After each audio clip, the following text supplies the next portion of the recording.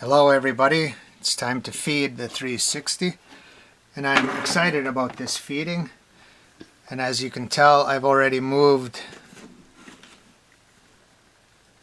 away from the feeding tray. I'm just gonna let that sit. Oh boy, what's this? There's something growing.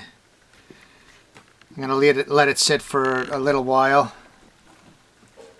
There's lots of stuff growing down here. That was a piece of cabbage. Yeah, because most of this stuff is close to being finished, and then by the time I need it in the spring, it'll be 100% finished. So I'm just going to leave it in the middle here, and we'll start feeding the top tray. And as you can see, it takes a long time for raw cabbage to be eaten. So I'm going to leave that down here and put a feeding up in the top tray. Make that level. And we'll go here.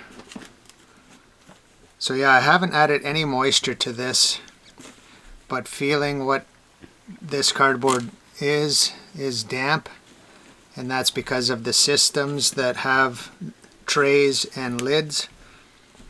It was underneath for a few months, and that helped a little bit of the moisture seep into it as well. We do still have, I still see some worms up here, but after this feeding, I'm hoping that more and more worms come up from that middle tray. So first I'll just add a little bit more cardboard, shredded cardboard to the bottom.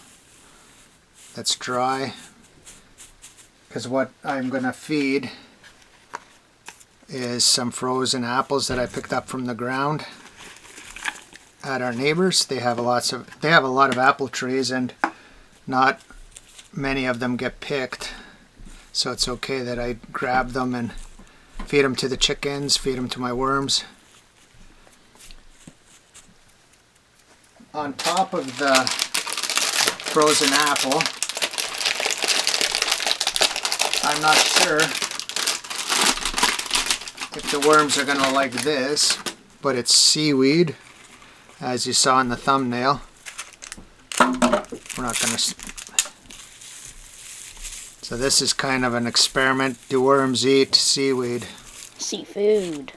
Is it too salty? Am I making a big mistake? Let's put it all on one side. Why? Well, if they don't like the seaweed, they can go to this side here.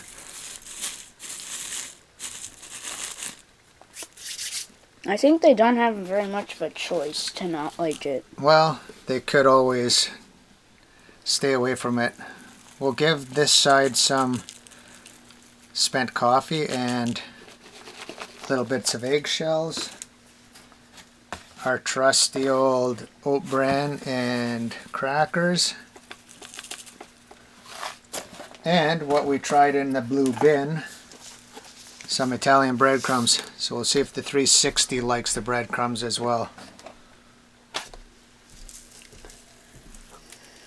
Wow. Lots of smells coming from this feeding. I can't really smell it. No, but the breadcrumbs are pretty potent. Okay, so I'll try to cover this up, and then we will see. We should brew up something that's really stinky. No, we don't want to really do that. We'll see how they like that seaweed. Put in the comments if you've ever known anyone to feed seaweed to their worms. What happened? Was it a good choice? Give me a thumbs up or a comment to let me know if that was good or bad. Everyone, thanks for watching. Thank you for subscribing. And thank you for having an interest in our Mortem Factory 360. Bye for now.